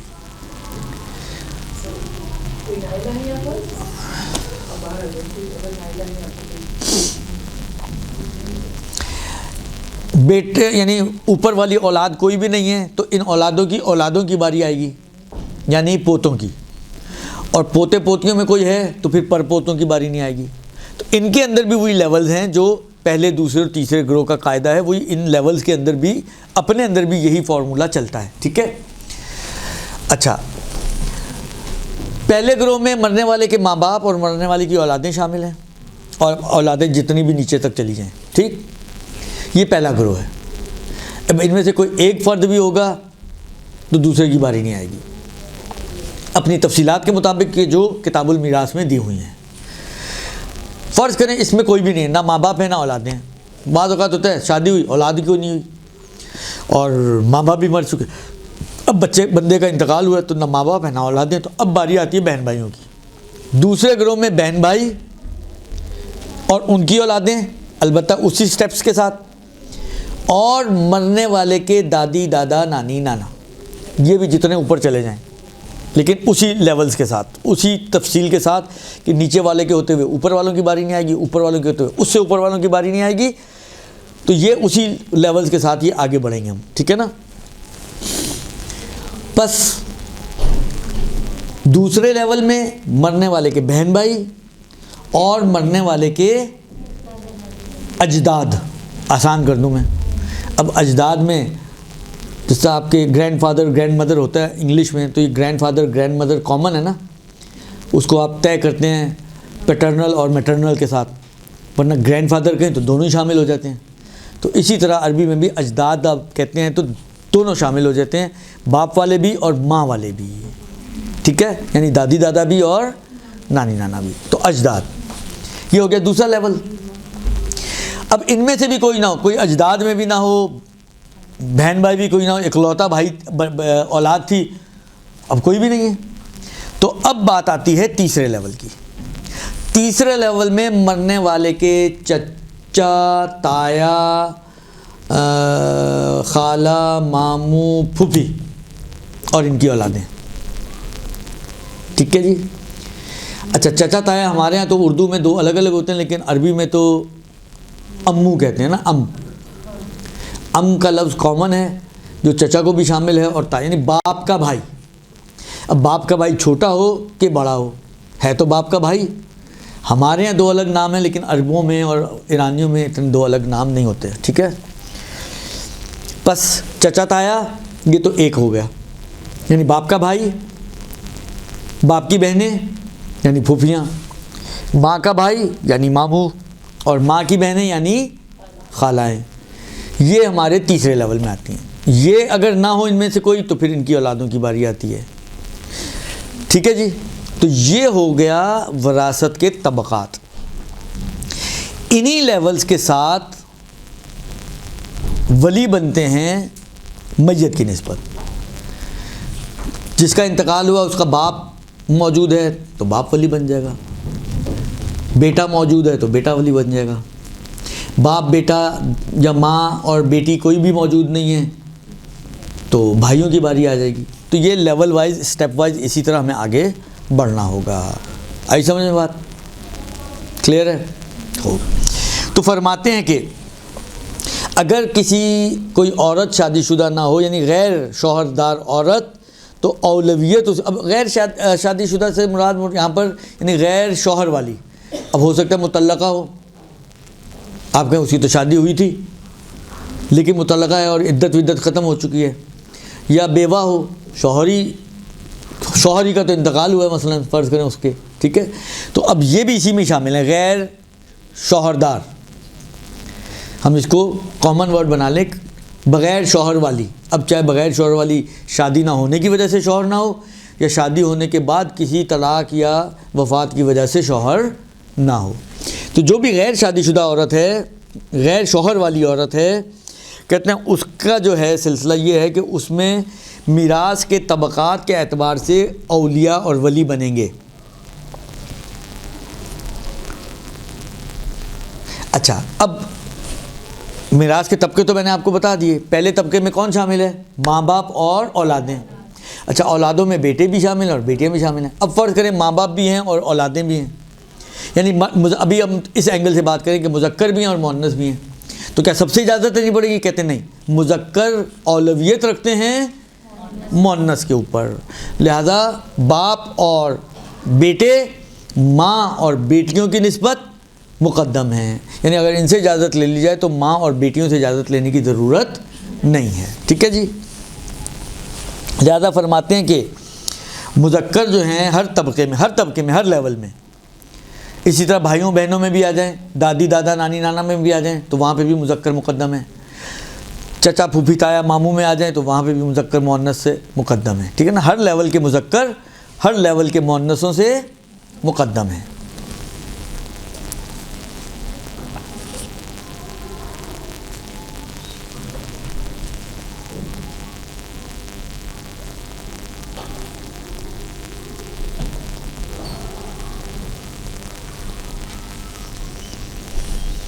اچھا، اب ایک مسئلہ ہے، اب وہی والی بات ہے کہ باپ بھی ہے اور بیٹے بھی ہیں، تو دونوں ہی پہلے طبقے کے ہیں اور دونوں ہی ولی ہیں، تو کیا آپ دونوں سے لینی چاہیے اجازت ہے، کسی ایک سے لینے کافی ہے؟ اسی طریقے سے فرض کریں بھائیوں میں بھی ہے کہ بھائی بھی ہے اور دادا بھی ہے، مثلا بھائی بھی ہے اور دادا بھی ہے، تو اب اس وقت اس صورت میں اجازت کا کیا بنے گا؟ تو کہتے ہیں کہ جہاں پہ بھی مثلا باپ اور اولاد یعنی بیٹے، دادا اور بھائی، اچھا بھائیوں کی کچھ اور کیٹیگریز لکھی ہیں، میں اس کو بھی اسکپ کر رہا ہوں، چچا اور ماموں، یہ سب جمع ہو جائیں، چچا بھی ہے میت کا اور ماموں بھی ہے، تو کہتے ہیں احتیاط واجب یہ ہے کہ دونوں سے اجازت لی جائے، باپ سے بھی لی جائے، بیٹے سے بھی لی جائے، چچا سے بھی لی جائے، ماموں سے بھی لی جائے، دادا سے بھی لی جائے، پوتے سے بھی لی جائے، درست؟ یہ احتیاط واجب کی بنا پر ہے۔ البتہ چھوٹوں کی جو نابالغ ہیں یا مجنون ہیں ان کی کوئی ولایت نہیں ہے۔ اسی طریقے سے وہ شخص جو غائب ہے،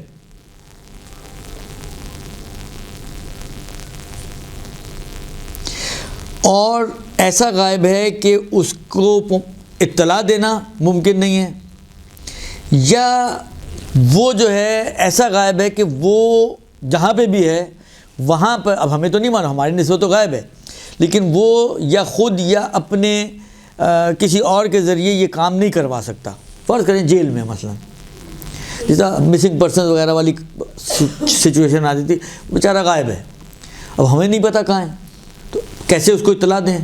اب اس کو بھی نہیں پتہ ہوگا کہ کوئی مر گیا ہے، تو وہ وہاں بیٹھ کے کیسے جو ہے، اگر ممکن ہے وہ جہاں پہ بھی ہو ان کے پاس کوئی سسٹم ہی نہ ہو بات چیت کرنے کا، درست؟ لہذا ایسی صورت میں پھر اس کی بھی اجازت ساقط ہو جائے گی۔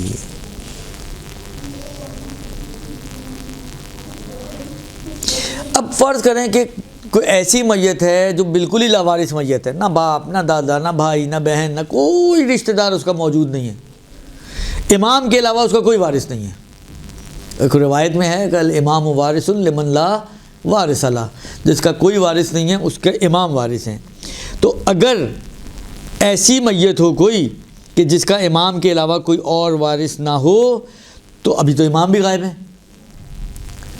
تو احتیاط واجب، احتیاط مستحب یہ ہے کہ حاکم شرعی سے اس کی تجہیز و تکفین کی اجازت لی جائے، اور اگر حاکم شرعی میسر نہ ہو تو عادل مومنین سے اس کی اجازت لے لی جائے۔ اچھا، یہ ایک ہمارے ہاں اتنا اس کا رجحان نہیں ہے، لیکن یہ فقہ میں ایک بحث آتی ہے جب ولایتوں کو طے کرتے ہیں نا کہ کس کے پاس کتنی کیا ولایت ہے، تو اس میں ولیوں میں ایک ولی عدول مومنین بھی ہیں، عادل مومنین، کہ بعض از امور کی جب جس طرح یہ سچویشن ہے کوئی بھی نہیں ہے، اب حاکم شرع تک ہماری رسائی نہیں ہے یا ہم پہنچ نہیں سکتے، یہ یہاں کس کے پاس ایسی اجازت ہے ہمیں معلوم ہی نہیں ہے، تو پھر بعض از عدول عادل مومنین سے اس کی اجازت لے لی جائے، جو اطراف میں آپ کو معلوم ہے کہ مومنین ہیں، عادل افراد ہیں، ان سے اجازت لے لی جائے۔ یہ احتیاط مستحب کے مطابق ہے۔ اس احتیاط مستحب سے سمجھ میں اندازہ ہی ہوتا ہے، یہ چغلی کرتا ہے یہ احتیاط مستحب، کہ اس کا مطلب ہے کہ اجازت ویسے تو ساقط ہے، لے لیں تو بہتر ہے، امام والی صورت میں اور عادل مومنوں والی صورت میں۔ جب یہاں تک پہنچ جائے نوبت تو پھر احتیاط مستحب لگائیے کا مطلب ہے کہ اگر آپ امام سے یا حاکم شرع سے اجازت نہ بھی لیں تب بھی ٹھیک ہے، لے لیں تو اچھا ہے، عادل مومنوں سے اجازت نہ لیں تب بھی ٹھیک ہے، لے لیں تو اچھا ہے، احتیاط مستحب کے مطابق ہے۔ ٹھیک ہو گیا جی؟ خوب، اس کے بعد فرماتے ہیں کہ اچھا یہ بھی مسئلہ لوگ بہت پوچھتے ہیں، کوئی بچہ دنیا میں آنے سے پہلے سقط جنین ہو جاتا ہے، بچہ جو ہے ساقط ہو جاتا ہے، تو آیا اس بچے کی نسبت کیا کرنا ہے، ہمیں کچھ کرنا ہے، یا کپڑے میں جیسا ہوتا ہے بہت سے لوگ پوچھے سمجھے بغیر ہی کپڑے میں لپیٹتے ہیں اور دفنا دیتے ہیں، آیا ایسا ہی ہے یا کیا ہے اس کا؟ کہتے ہیں کہ اگر اس جنین کے، اس بچے کے 4 مہینے پورے ہو چکے ہیں، بلکہ احتیاط لازم کی بنا پر 4 مہینے نہ بھی ہوئے ہوں لیکن اس کی خلقت پوری ہو چکی ہو، ہاتھ، پیر، آنکھ، کھوپڑی شوپڑی یہ سب چیزیں بن چکی ہوں، درست؟ تو ایسی صورت میں اس کو غسل دینا واجب ہے، اور ظاہراً تینوں ہی غسل دیے جائیں گے اس کو بھی. اس کو حنوط کرنا واجب ہے، اس کو کفن پہنانا واجب ہے. یہ 3 چیزیں تو واجب ہی ہیں، غسل، حنوط اور کفن. یہ 3 چیزیں واجب ہیں. اچھا کفن میں بھی پورا کفن. اب اتنا سا بچہ ہوتا ہے بعض اوقات، تو آپ یہ نہ سوچیں کہ اتنا سا ہے تو اس کو تو ایک ہی کپڑا، یہ تو ایک کپڑے کی مار ہے، درست نہیں. اس کو بھی تینوں مثلا صحیح ہے، سائز آٹومیٹکلی چھوٹا ہو جائے گا. مثلا اس کی باڈی اگر پورا اتنا سا ہے تو اس کی مثلا فرض کریں اس کے سینے سے لے کے اس کی ٹانگوں تک کا پورشن اتنا سا ہو جائے گا، تو ایک پٹی بنے گی اس کے کفن کی جو اس کی لنگ کی جگہ پر ہوگی، ایک پٹی بنے گی اس کے کفن کی جو اس کے قمیض کی جگہ پر ہوگی، اور ایک تھوڑی سی بڑا پٹا ہوگا جو اس کو پورے کو، جس کو کہتے ہیں آپ چادر کے طور پر، اس کو جس میں لپیٹا جائے گا. درست. کپڑے کا سائز چھوٹا ہو جائے گا لیکن دینا تینوں ہی ہیں اس کو بھی کفن. ٹھیک ہے. اس پر نماز واجب نہیں ہے، حتیٰ اس پر مستحب بھی نہیں ہے نماز. ٹھیک ہے نا. تو یہ ہے اگر اس کے 4 مہینے پورے ہو چکے ہوں تو، یا 4 مہینے نہ بھی پورے ہوئے ہوں لیکن اس کی خلقت یعنی جس کو کہتے ہیں وہ بندے کا بچہ بن چکا ہو. وہ وہیں پر ہوتا ہے جو بندے کا بچہ ہوتا ہے. انسان باہر آنے کے بعد تو وہ آپ پہ سے ہی باہر ہو جاتا ہے. ٹھیک ہے. تو لیکن اگر اس کے 4 مہینے پورے نہ ہوئے ہوں یا اس کی خلقت پوری نہ ہوئی، یعنی 4 مہینے پورے نہیں ہوئے ہوں اور خلقت بھی پوری نہ ہوئی ہو، مثلا 2 مہینے کا ہے ابھی، کوئی ویسے اس کے اعضاء وغیرہ نہ بنے ہوں، تو احتیاط واجب یہ ہے کہ اس کو پھر کپڑے میں لپیٹ کے دفن کر دیا جائے. درست جی. اچھا اب یہ بات تو obvious ہے، جب اس 4 مہینے سے کم والے بچے کو یا ابھی خلقت پوری نہ ہونے والی بچے کو بھی دفن کرنا ہے، اوپر انہوں نے دفن کا تذکرہ نہیں کیا لیکن اس کو دفن بھی کیا جائے گا. ظاہری بات ہے جب آپ غسل دے رہے ہیں، حنوط کر رہے ہیں، کفن پہنا رہے ہیں، تو ظاہری بات ہے obviously دفن بھی اس کو کیا جائے گا. وہ شاید کیونکہ ابھی غسل وغیرہ کی بات ہو رہی ہے اس لیے انہوں نے دفن کا تذکرہ نہیں کیا، وہ بعد میں آئے گا. ٹھیک ہے. پھر کہتے ہیں کہ جب آپ کسی کو غسل دے رہے ہوں میت کو، تو اس کی شرمگاہ کو دیکھنا اور اس کو چھونا حرام ہے. اسی طریقے سے زندہ شخص کی شرمگاہ کو دیکھنا اور چھونا بھی حرام ہے. البتہ اگر کوئی شخص دوران، بعض اوقات ہوتا ہے بہت، میں نے کہا نا کہ بہت سے لوگ ہوتے ہیں ان کو مسائل تو پتہ ہی نہیں ہوتے نا، تو وہ اپنی طرف سے احتیاط کر رہے ہوتے ہیں کہ جی ہر طرف پانی پہنچ جائے، کوئی رکاوٹ نہ ہو. تو اسی چکر میں انہوں نے مثلا فرض کریں کہ جو اس کے پرائیویٹ پارٹس ہیں ان کو چھوا بھی ہے یا دیکھا بھی ہے کہ کوئی رکاوٹ نہ ہو اور اس پہ پانی پہنچ جائے وغیرہ، تو حرام کام کیا اس نے، کرنے والے نے.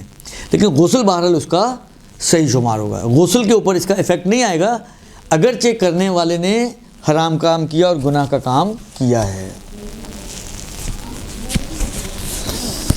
اس کے بعد فرماتے ہیں کہ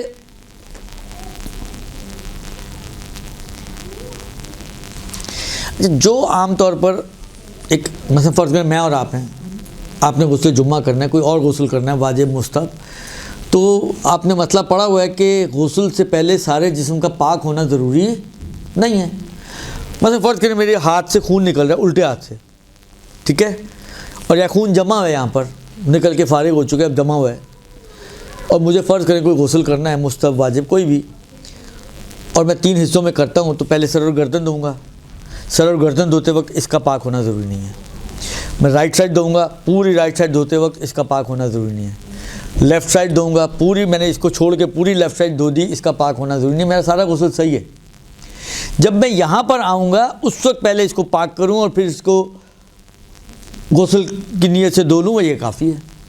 یہی قاعدہ میت کے لیے بھی ہے کہ غسل میت سے پہلے اس کے، مطلب بعض اوقات ہاسپٹل سے آتی ہیں میتیں، مثلا یہیں پر اس کی کنولا لگا ہوا ہے، کنولا نکال دیا، ٹیپ لگی ہوئی ہے، لیکن آپ دیکھ رہے ہیں خون نکل رہا ہے، تو آپ نے پہلے سارا، البتہ یہ ہے کہ پہلے غسل کی نسبت یہ بات ہوگی، جب آپ نے پہلے سارا غسل دے دیا اور ایٹ دا اینڈ اس کو پاک کر کے اس کو غسل دے رہی ہیں تو یہ ٹھیک ہے، کافی ہے.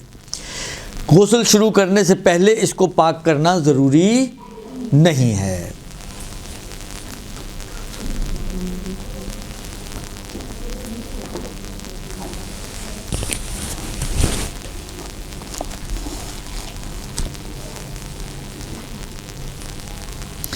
اچھا، غسل کے وقت میت کو کس طریقے سے لٹایا جائے؟ کہتے ہیں ویسے تو جیسے مرضی لٹاتے ہیں آپ، لیکن مستحب یہ ہے کہ جس احتضار کی حالت میں جس طرح میت لیٹتی تھی، پیر قبلے کی طرف، پشت زمین پر، ابھی بھی غسل دیتے وقت بھی مستحب یہ ہے کہ میت کی کنڈیشن جو ہے وہ اسی حالت میں ہو، کہ اس کو اسی رخ پہ لٹایا جائے کہ اس کے پیر یعنی کمر زمین پر، پیر قبلے کی طرف، اگر اس کو آپ بٹھائیں تو اس کا چہرہ قبلے کی طرف ہو جائے۔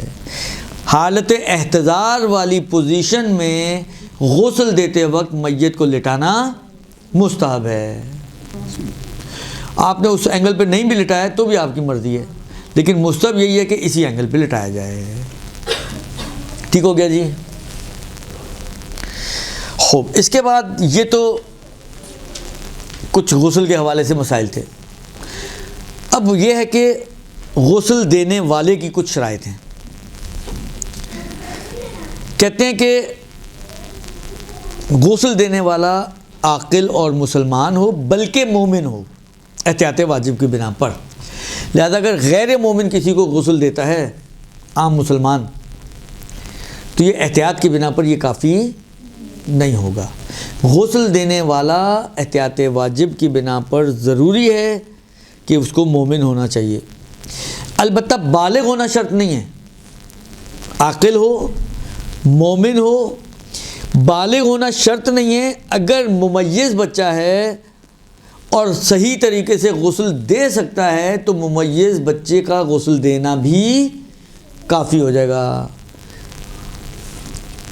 اگر بچہ ممیز ہے، سمجھتا ہے کہ غسل کیا ہوتا ہے، غسل کیسے دیا جاتا ہے، غسل کی چیزیں آگے پیچھے اوپر نیچے باتیں سمجھتا ہے، مثلا 11 سال کا بچہ ہے، 12 سال کا بچہ ہے، ابھی بالغ نہیں ہوا ہے، لیکن غسل وغیرہ سمجھتا ہے، ساری چیزیں سمجھتا ہے، تو یہ بچہ بھی اگر کسی کو غسل دے تو یہ غسل اس کا صحیح ہو جائے گا۔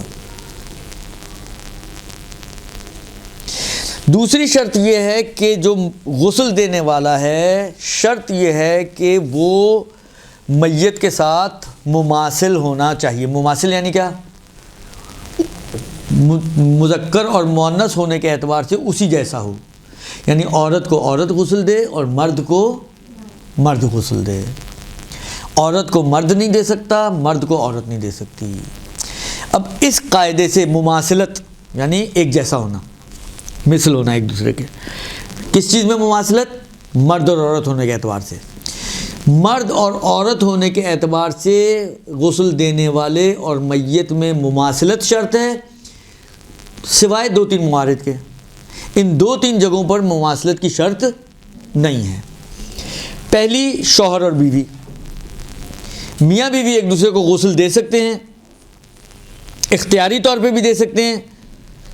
آپ نے مصائب میں تو ہمیشہ سنتی ہیں کہ مولا نے بیوی کو غسل دیا تھا، میاں بیوی تھے نا دونوں، تو میاں بیوی ایک دوسرے کو، یعنی مولا سے ہٹ کر ہم اپنی دنیا میں بھی آ جائیں، اہل بیت کی دنیا سے باہر نکل کے، تب بھی میاں بیوی استثناء ہے، وہ ایک دوسرے کو غسل اختیاری حالت میں بھی دے سکتے، یعنی کوئی لیڈی غسل دینے والی ہو بھی تب بھی شوہر بیوی کو غسل دے سکتا ہے، کوئی مرد غسل دینے والا مہیا ہو بھی تب بھی بیوی شوہر کو غسل دے سکتی ہے۔ اب چاہے کپڑوں کے اوپر سے دے، چاہے کپڑوں کے بغیر دے، مماثل پایا جائے، مماثل یعنی ہر حالت میں بالآخر یہ استثناء ہے، میاں بیوی ایک دوسرے کو غسل دے سکتے ہیں۔ یہ ایک۔ دوسرا، اگر غیر ممیز بچہ ہو، مرنے والا بچہ جو ہے، بچہ ہے اور غیر ممیز بچہ ہے، اور احتیاط مستحب یہ کہ اس کی عمر جو ہے وہ 3 سال سے اوپر نہ ہو، یعنی یوں سمجھے کہ 3 سال یا اس سے چھوٹا بچہ ہو تو وہاں پہ بھی مماثلت کی شرط نہیں ہے، بچے کو خاتون اور بچی کو مرد غسل دے سکتا ہے۔ البتہ معیار غیر ممیز ہے، 3 کی بجائے 5 کا بھی ہو جائے اور غیر ممیز ہے تو بھی یہی قاعدہ ہے، لیکن احتیاط مستحب یہ ہے کہ 3 سال سے اوپر کے اندر مماثلت کا خیال رکھا جائے، تو یہ بہت ہی ریکمینڈڈ ہے۔ ٹھیک ہے، یہ 2 استثناءات ہو گئیں۔ تیسرا استثناء ہے محرم، محرم کہتے ہیں ہر اس شخص کو کہ جس کے ساتھ نکاح کرنا حرام ہوتا ہے ابداً الی یوم القیامہ، اس کے ساتھ نکاح نہیں ہو سکتا۔ اچھا، کچھ رشتے ایسے ہیں کہ جس میں نکاح نہیں ہو سکتا لیکن ابدی نہیں ہے، ٹیمپریری طور پر آپ اس سے یہ سہولت میسر نہیں ہے۔ مثلا سالی سے نکاح حرام ہے جب تک کہ اس کی بہن کسی کے نکاح میں ہو۔ اگر اس کی بہن کسی کے نکاح سے نکل جائے، موت کی وجہ سے، طلاق کی وجہ سے، تو پھر یہ سالی سے نکاح کر سکتا ہے۔ تو سالی سے نکاح ابداً حرام نہیں ہے، لیکن ماں، بہن، پھوپھی، خالہ، یہ وہ رشتے ہیں کہ جن سے اصلاً کچھ بھی نہ ہو، کوئی اور عورت کائنات میں موجود نہ ہو، صرف ماں، بہن، پھوپھی، خالہ ہوں، تب بھی نکاح نہیں ہو سکتا۔ ابدی نکاح حرام ہے ان سے نسب کی وجہ سے، کیونکہ ان کے ساتھ ہمارا نسبی رشتہ ہے، ٹھیک ہے نا؟ ایک میری ماں ہے، ایک میری بہن ہے، ایک میری ماں کی بہن ہے، ایک میری باپ کی بہن ہے، تو نسب کی وجہ سے ہم ان سے لنکڈ ہیں، تو ان سے کبھی بھی جو ہے نکاح نہیں ہو سکتا، ٹھیک ہے نا؟ اچھا، یہ بھی ذہن میں رکھیں کہ سارے نسبی رشتے ایسے نہیں کہ جن سے نکاح نہیں ہو سکتا۔ ممکن ہے بعض نسبی رشتے ہوں لیکن نکاح بھی جائز ہوتے ہیں، جیسے کزنز ہیں، وہ سب نسبی ہیں نا، اسی لیے تو اوپر وراثت کے طبقات میں شامل ہوتے ہیں۔ تو نسبی رشتے ہیں لیکن نکاح بھی ہو سکتا ہے، لیکن بعض وہ ہیں کہ جن کے ساتھ ابداً نکاح حرام ہے، ان میں یہ جو میں نے مثالیں دی آپ کو۔ یا رضائی رشتے ہوں، دودھ پلایا ہو، میری رضائی بہن ہے، یا رضاعت کے حساب سے اب جو بھی رشتے بنتے ہیں وہ اس میں ٹائم نہیں لگانا چاہ رہا، ٹائم کم ہے، تو رضاعت والے رشتے بھی جو ہے وہ نسب کی طرح ہی ہیں، لہذا ان کا بھی اپنا احترام ہے۔ تو ان خواتین سے جو رضائی ماں ہے، جو رضائی بہن ہے، جو رضائی بیٹی ہے، اس سے جو ہے رشتہ نہیں ہو سکتا۔ یا مصاہرت کہتے ہیں ازدواج، سسرالی رشتہ، وہ ایک ہے صرف رشتہ ایسا کہ جو ابدی حرام ہے۔ کون؟ ساس، یعنی چاہے اس کی بیٹی آپ کی بیوی رہے، طلاق ہو گئی، ساس پھر بھی محرم ہے، یعنی طلاق کے بعد آپ اس کی ماں سے شادی نہیں کر سکتے، وہ اب بھی آپ کے لیے محرم ہے۔ لہٰذا ساس کے علاوہ کوئی اور ایسا رشتہ سسرالیوں میں نہیں ہے کہ جو ابدی ہو، حرمت ان کی، ٹھیک ہے؟ ہاں جی ہاں، دونوں کے لیے۔ ساس کو کوئی پر نہیں لگے ہوئے، سسر کو بھی وہ پر لگے ہیں۔ اچھا،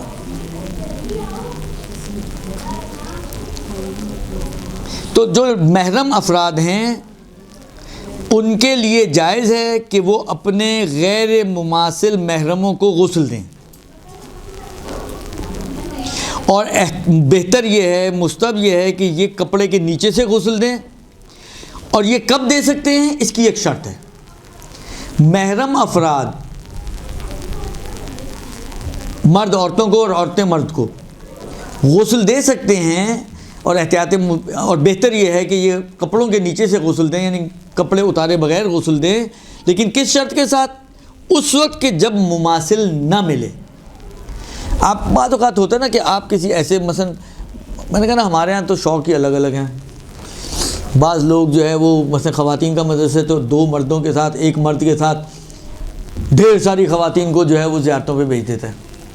اب وہ بیچارہ اکلوتا مرد، ڈھیر ساری خواتین، اور اس مرد کا انتقال ہو گیا صحرائے تافتان میں۔ اب کیا کریں؟ اب فرض کریں کوئی مماثل نہیں ہے، لیکن اگر اس کی کوئی محرم رشتہ دار ہے تو وہ اس کو غسل دے سکتے۔ تو محرم کے غسل دینے میں شرط ہے، اوپر دونوں میں کوئی شرط نہیں تھی، دوسرے میں ایک ایج کی شرط تھی معید ہونے کی، غیر معید ہو تو دے سکتے ہیں، پہلے میں تو کوئی شرط ہی نہیں تھی، تیسرے میں شرط ہے کہ اس صورت میں یہ غسل دے سکتے ہیں کہ جب کوئی مماثل، یعنی مرد کے لیے مرد اور عورت کے لیے عورت موجود نہ ہو تو محرم جو ہے وہ غسل دے سکتا ہے۔ اور اگر مماثل پایا جائے تو احتیاط واجب یہ ہے کہ پھر محرم غیر مماثل کی غسل نہ دے، ٹھیک ہے جی؟ کیا ٹائم ہو گیا آپ کا؟ 2 منٹ باقی ہیں۔ اب اوپر ہم نے کہا کہ جی غسل دینے والا مومن ہونا چاہیے۔ مومن کا مطلب کیا ہوتا ہے؟ شیعہ اثنا عشری۔ کہتے ہیں کہ اگر 12 امامی شیعہ سے ہٹ کر کوئی مسلمان غسل دیتا ہے کسی ایسے کو کہ جو دیکھیں ابھی ہم نے کہا کہ غسل واجب کفائی ہے، ولی کی ذمہ داری ہے، ولی کے بعد واجب کفائی ہے۔ اب فرض کریں مرنے والا سنی، ولی بھی سنی، اس نے اپنے حساب سے اس کو غسل دیا، اب حالانکہ ان کے کہیں فرق ہے یعنی مجھے نہیں معلوم، لیکن اس نے اپنے حساب سے غسل دے دیا۔ تو میں تو ہم نے کہا تھا کہ جی یہ تو واجب کفائی ہے تمام، تو میں شیعہ اب آیا میری ذمہ داری ہے کہ میں آگے بڑھ کے اس کو غسل دوں یا اس کو دوبارہ سے غسل دوں۔ کہتے ہیں نہیں، اگر میت سنی، غسل دینے والا سنی ہم مذہب ہیں اور اس نے اپنے مذہب کے حساب سے اس کو غسل دیا ہے، تو شیعہ کی ذمہ داری نہیں ہے کہ وہ اس غسل کو دوبارہ کرے، الا ان کہ یہ شیعہ اس کا ولی ہو۔ مرنے والی بیوی سنی بیوی اور غسل دینے والا سنی عورت، تو یہ غسل اب کافی نہیں ہوگا۔ اب اس کا جو شوہر ہے، جو شیعہ شوہر ہے، اس کی ذمہ داری ہے کہ وہ خود اس کو غسل دے یا کسی شیعہ سے دلوائے۔ اور اگر کوئی 12 امامی شیعہ غسل دے رہا ہو تو اس کی ذمہ داری ہے کہ تقیہ کا مورد اگر نہ ہو تو وہ شیعہ ہی طریقے سے اس کو غسل دے گا۔ اب یہ جو جملہ انہوں نے کہا، اس کا مطلب یہ کہ کہیں کچھ فرق ہے ان کے شیعوں کے غسل میں، میت میں، اور سنیوں میں۔ تو کہتے ہیں کہ یہ شیعہ انداز سے ہی غسل دے گا، سنی طریقے سے غسل نہیں دے گا، ولو اس کی بیوی سنی ہی کیوں نہ ہو، ٹھیک ہے۔ اور اسی کے حوالے سے ایک آخری مسئلہ، اگر کوئی مسلمان جو 12 امامی ہو اور مماثل ہو میت کا یا محرم ہو میت کا نہ ملے، تو اس صورت میں جائز ہے کہ عام مسلمان کہ جو مماثل ہے اور غیر اثناعشری ہے وہ اس میت کو غسل دے سکتا ہے۔ اور اگر یہ بھی نہ ملے، دیکھیں پہلے مرحلے میں شیعہ مماثل چاہیے ہمیں، استثنائی صورتوں کو چھوڑ کے، یہ نہ ملے تو سنی مماثل، یہ دوسرا سٹیپ ہے، ٹھیک ہے۔ اور اگر یہ بھی نہ ملے تو یہ جائز ہے کہ کافر کتابی جو مماثل ہے پہلے وہ خود غسل کرے اور پھر وہ اس میت کو غسل دے۔ کافر کتابی پہلے خود غسل کرے پھر وہ اس میت کو غسل دے۔ اور اگر یہ بھی مماثل نہ ملے، یعنی کتابی میں بھی مماثل نہ ملے، تو پھر غسل ساقط ہو جائے گا اور اس کو بغیر غسل کے دفن کیا جائے گا۔